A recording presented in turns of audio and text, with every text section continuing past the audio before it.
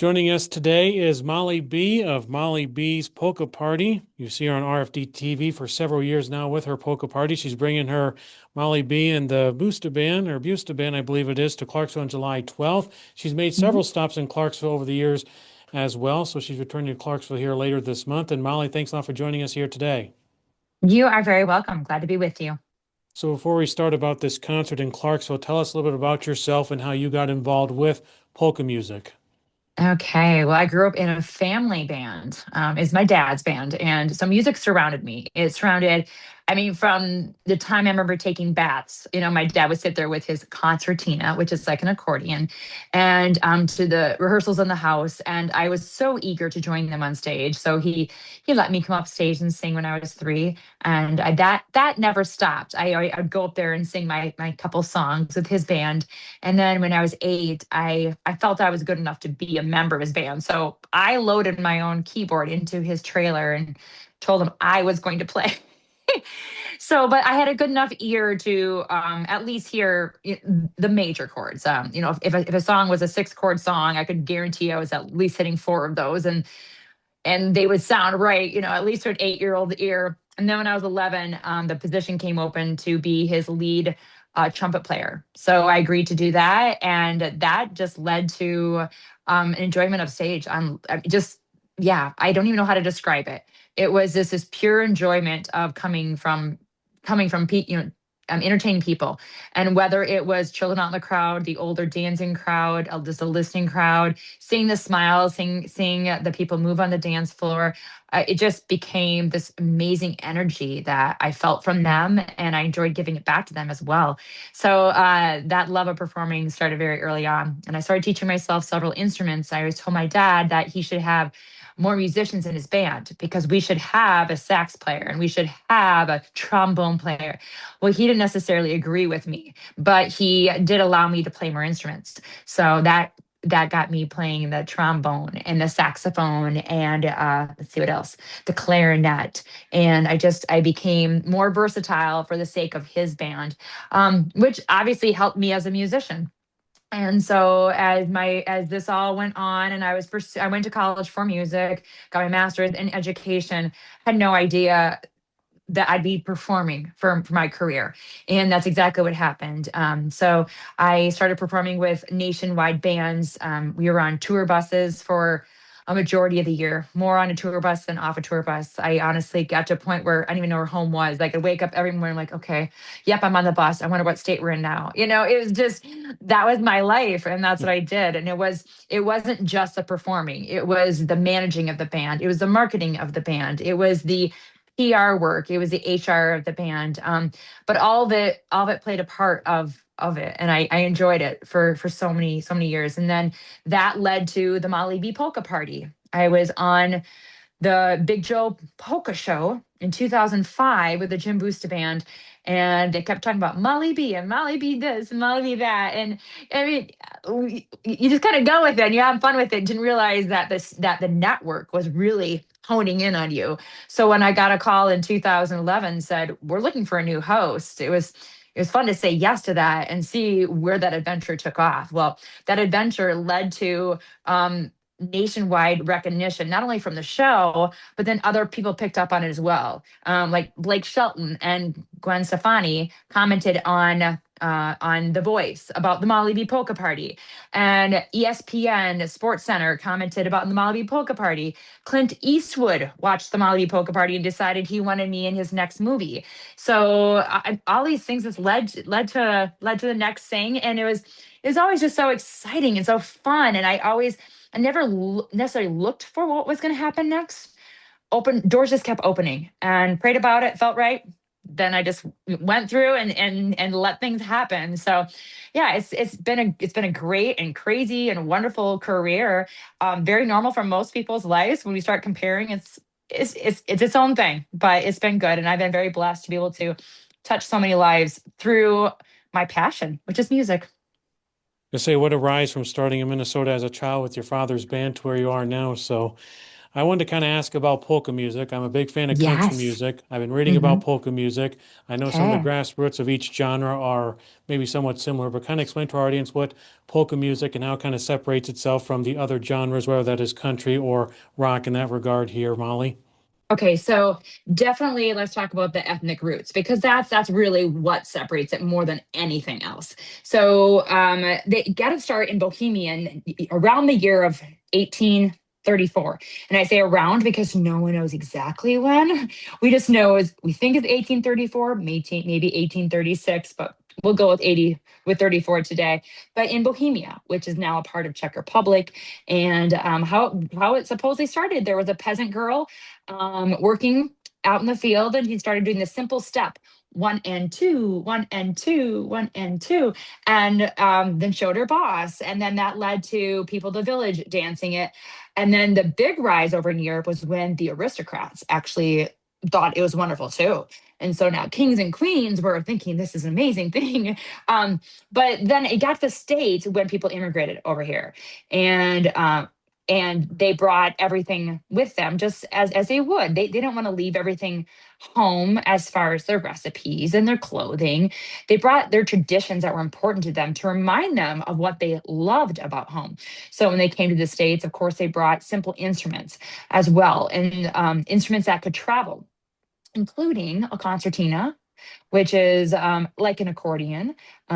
It's diatonic, which means, for those that don't know what diatonic means, if you can think of a harmonica, a different sound going in than when you blow out versus suck in, there's a different sound. It changes pitch. Well, that's exactly what a concertina does. As you push in on a button, when you pull out on that button, it's a different pitch, and that's what a concertina is. That's how it's very different than accordion. And then, as I was saying, some brought their concertinas, some brought their accordions, some brought their fiddles, but they definitely brought their music, and that allowed them to celebrate their traditions from home, in between their hard work in their fields or in the factories or whatever they were doing here in the States. And as a lot of us know, a lot of the immigrants settled together. So the Czechs would settle together. There's a big bunch down in Cedar Rapids, per se, and the Polish would settle together. And there's many different pockets. And when they got together, that was just a great way to celebrate their traditions, their past, things that were important to them. And then when the the World Wars happened, excuse me, one and two, people quickly realized how upbeat this music was. It's very fun. It's kind of interesting. We actually can sing songs that are really sad. Oh, she left me and I'm happy. I mean, it's just like you can't help but like snap and go with it. And it's like you may not be singing the best lyrics, and somehow it still makes you happy because of the upbeat sound you have. So it's just kind of funny how that works. But then after World War or during World War II is when, thanks to the Andrews sisters and as well as Frankie Yankovic, they helped bring music to the mainstream by with the big song "The Beer Barrel Polka," which is still well known today. Some people call it "Roll Off the Barrel." It's the same song, but it still hasn't lost its popularity. People know this song, and it's kind of what opened up the popular eyes and ears to polka music. And that continued, and the popularity of polka music continued until I don't know the exact year of when it declined. People probably have different opinions. I would say it probably hit its strength in the 70s, early 80s, and then it's just hit a decline. And that is just it's simply because there's less of that generation that followed it, that relates to these ethnic backgrounds. However, polka music is still around today. I mean, I just said 70s and 80s, and we're talking up to 50 years ago. I said the decline started, and yeah, it's going. So it's going to be around, and I'm glad I'm one of those musicians that continues to play it. I find it just important to always just include it in what I'm doing. I find a lot of happiness in it. And those that have the memories of the polka music from years ago, they it just puts them in a good spot. Let's just say that those memories come back and they can't help but smile.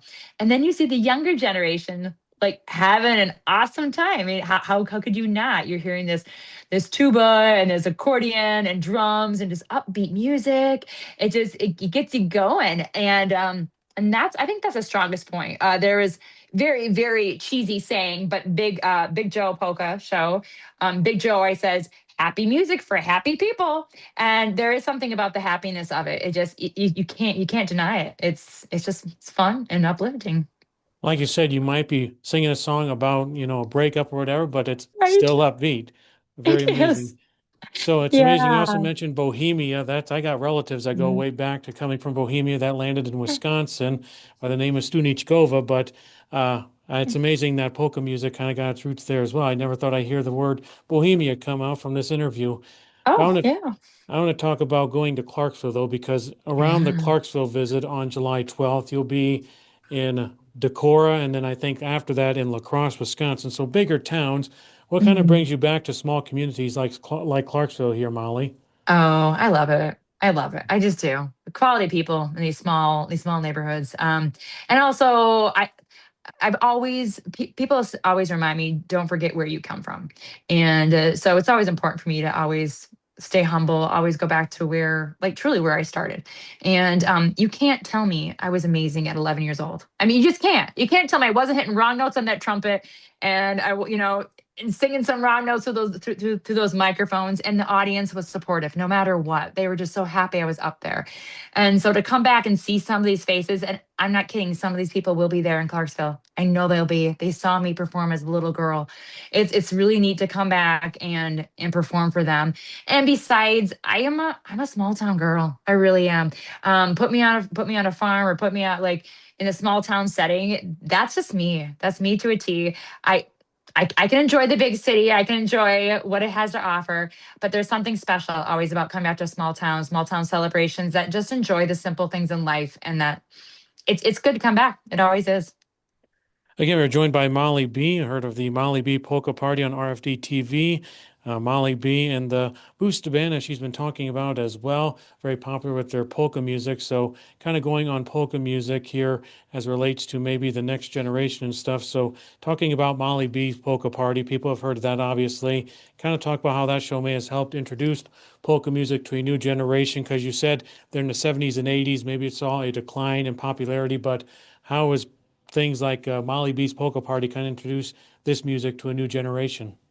It most definitely did. So the Molly B Polka Party started in the year 2011. And with the exception of maybe 6 weeks, it has literally aired every single week since 2011. And people just are kind of going through the channels and they see something that's different. And so the show is based, there's a lot of dancers, and there are definitely a lot of older dancers too. And each show has five different bands on it. And I'm doing, obviously, hosting it as well. So it's very different. There's nothing else out there right now. So people just get caught there. But I honestly think it gets brought more to the younger generation because I've heard of date nights with grandpa and grandma. So the grandkids go over and they spend this time with grandpa and grandma. And I've had kids come up to me. I'm like, oh no, you're making me feel old. But like, I grew up on Molly B every Saturday night with grandpa and grandma. And they're loving what I'm doing. And it's so cool to know, like, I was actually part of their childhood and something that they want to keep as well. They want something that they celebrate. So it's that's how that show has helped. It's those introductions by the grandparents to this younger generation. Or I mentioned Clint Eastwood. It actually was his girlfriend at the time, which I'm not, honestly, I don't know his dating status right now, but he was dating a Czech girl. So when the Molly B Polka Party came on, and some of these songs, you're like, this is Czech music. Like, she got Clint Eastwood watching it, and then he started watching it as well. And so it is interesting. It's often someone really likes it, and they bring someone else in to also enjoy it, and you can enjoy it obviously from your own home. You don't have to go anywhere to even enjoy this very happy music. We should mention the Clarksville performance starts at 7 o'clock on that Sunday night on July 12th. Yeah. That's at the bandstand at Reading Park. So we're running out of time. Zoom tells me we're running out of time here. But Molly, another question as it relates to the Clarksville performances. You performed in large venues, things like that, but Yeah.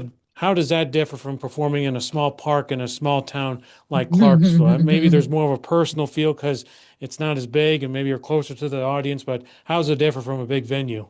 Oh, uh, it does. There's no doubt about it. People say, well, which you like better? And I always say, I just like full crowds. If the place can hold 10 people, I want 9 or 10 people there. If it can hold, 10,000 people, I'm going to want over 9,000 to feel good about it. It's, but it is fun. Every time we come to Clarksville, the entire park is filled, as the streets are filling up. People will just come ready to be entertained, and they enjoy music, and they show that through their applause and sticking around and coming up and saying hello during our breaks. But it is interesting, for those that have been there. It's a gazebo. It's not even a raised gazebo. So like that feels different. Not having like a large green room is different. But is it bad? No. I enjoy. I come there and perform like I would anything else. And the band I'm performing with is my father's polka band. It was called the Jim Boosta Band, and my dad passed away 2 years ago. And I asked the members if they want to keep going, and they all said yes. So we just do a few every summer in memory of my dad, and just keep that music going. And like I said, it's just fun of all the people that show up for it. And to me, it doesn't matter the quantity of people. It feels a little different, but at the same time, it feels good just to be there. And finally, you've been doing this for several years. I won't say as many, and I won't ask you how many you've been doing it, but started as a young child in Minnesota. What kind of keeps you going with this unique genre where people think of polka music, they might think of the accordion or the tuba, maybe some Mhm. unique dress styles as well. But most importantly, though, what kind of keeps you going from whether it's a large venue in like a lacrosse or a small venue like Clarksville? What keeps you going to keep these concerts going? It's the music and the people. I know that's very kind of broad, but it's the music, how happy it truly, truly is. I can be in the worst mood. I don't have bad moods, but maybe I'm having the best day and I hear a polka and I can't help but smile. I just can't. And it really is the people. I've had several young people work for me in the last 15, 20 years. I had them answering the phones or just calling back people, dealing with orders that came in or something that didn't go right. And every single person says, my goodness, you have the best fans. They're kind, they're genuine, they're loyal. And it's true. It really is true. I can't imagine working in another genre because I'd be afraid I'd miss these wonderful people. They just are good. I don't know how else to describe them. They're your good, wholesome people that want to be entertained, and they recognize who I am too. I'm not just a performer. I'm a person who cares. I'm a person that actually wants to meet them, and so it's reciprocal, and it keeps me going. Very good. Again, we are joined by Mollie B with Mollie B Polka Party and the Booster Band, as well as we've been talking about. Again, they'll be performing in Clarksville in the bandstand at Reading Park. That starts at 7 o'clock. She'll put a plug here as well. Hot food and drinks will be available starting at 6 o'clock as a fundraiser for the Clarksville football team. The football team's had some great success over the past couple of years. And Mollie, we are running out of time here, but anything else you'd like to add? Again, very interesting conversation. I know it dates back to the 1830s, you said, going back to Bohemia. I like talking about music. I could probably do this Yeah. for a few hours, but anything else you'd like to add here before this Uh, concert? I just want if people want to know more information about me or my past, my recordings or upcoming performances, my website's very easy, but my name is not spelled traditionally. It's MOLLIEB.com, mollieb.com. So you can always go there and check things out or say hello or let me know you heard this interview or however you want to communicate with me. And now that I've said that, also there you can also find all the trips I do. So I go over to Europe. I have a European Christmas market trip. I go to Germany for their Oktoberfest. I'm doing a Scandinavian cruise coming up. I'm doing safari in Africa, and I bring my fans with me. All you got to do is sign up, and off we go on a big adventure together. Well, be sure to check out that website and obviously active on the social medias as well. Mollie, Yes, thanks a sir. lot for joining us. Hopefully, we can talk down the road if you stop by Clarksville again, but thanks for joining us here today. You are welcome. Thank you.